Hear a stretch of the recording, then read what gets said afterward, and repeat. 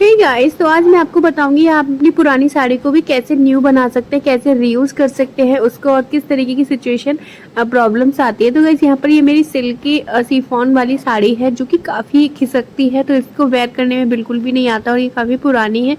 तो ऐसी ही रखी हुई थी अभी तक ना। इसका मैंने अभी जो इसका ब्लाउज पीस है वो भी कट नहीं किया है।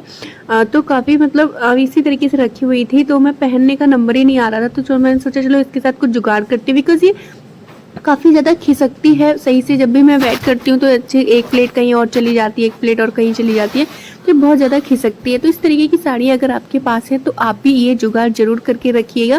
फिर आपको इस साड़ी में मुश्किल से 2 मिनट भी नहीं लगेंगे, आप 2 सेकंड में इस साड़ी को रैप कर पाएंगे, वो भी बहुत ही अच्छे तरीके से।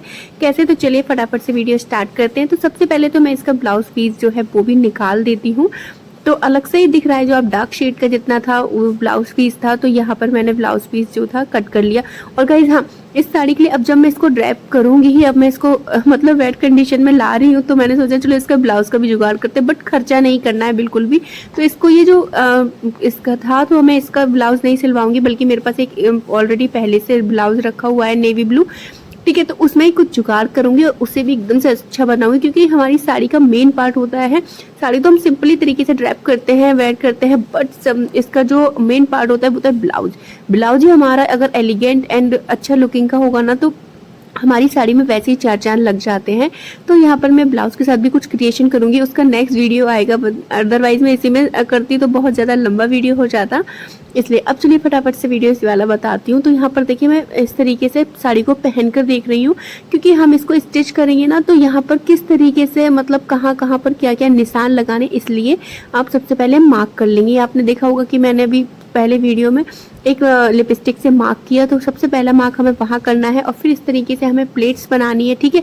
कितनी भी प्लेट्स आपकी आती हैं, चाहे वो 4 हो, 5 हो, 6, मुझे परफेक्ट प्लेट 5 या 6 लगती है, वो साड़ी के अकॉर्डिंग होता है, ठीक है। तो इसमें मैंने अपनी टोटल 6 प्लेट का यूज़ किया, बिकॉज ये साड़ी काफ़ी लंबी थी ना, तो 6 प्लेट का यूज़ किया है। और इस तरीके से क्लेचर लगा लिया, इसे सिक्योर कर दिया। अब मुझे वहाँ पे परफेक्ट मेजर मिल गया है, ठीक है। तो ये देखिए यहाँ पर क्लेचर का लगाया हुआ है मैंने यहाँ पर।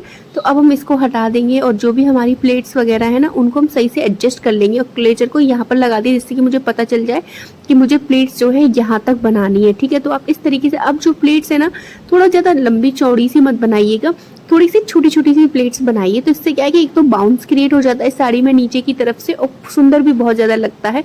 इस तरीके से देखिए मैंने यहाँ पर टोटल 6 प्लेट मेरी यहाँ पर बनके तैयार हो गई हैं।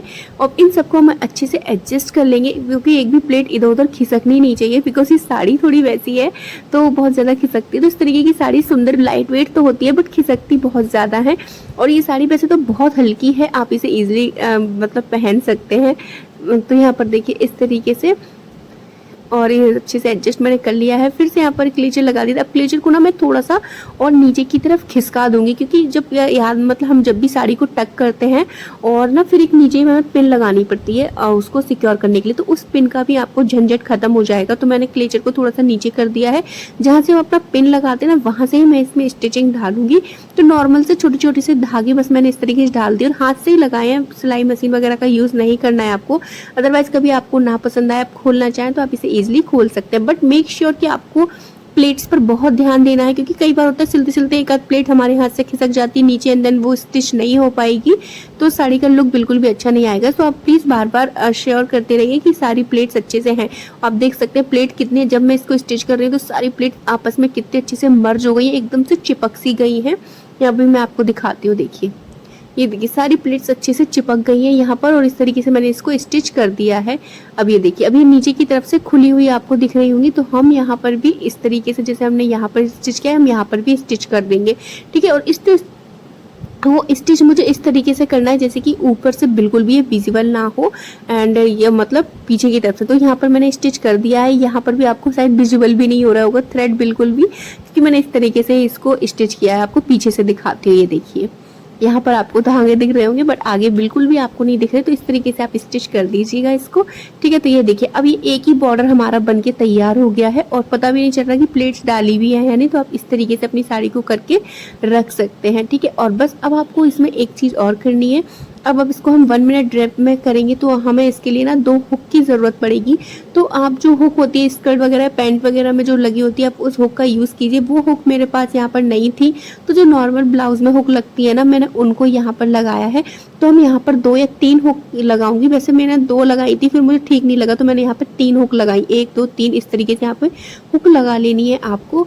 और जो इसके काज बनेंगे ना, जो आई होल बनता है वो आपको यहाँ पर आप एडजस्ट कर लीजिए, 3 या 4 आप बना लीजिए थोड़ी थोड़ी दूर पर, क्योंकि कई बार होता है ना एडजस्ट थोड़ा हो जाता है, कभी खाना खा लेते हैं तो पेट कभी फूल जाता है, तो कभी इस तरीके से। तो 3-4 आप बना लीजिए, छोटे छोटे से, दिखते बिल्कुल भी नहीं है, ठीक है। तो आपको इस तरीके से यहाँ पर बना लेना है। अब ये देखिए हमने यहाँ पर हमारी साड़ी बनके तैयार है।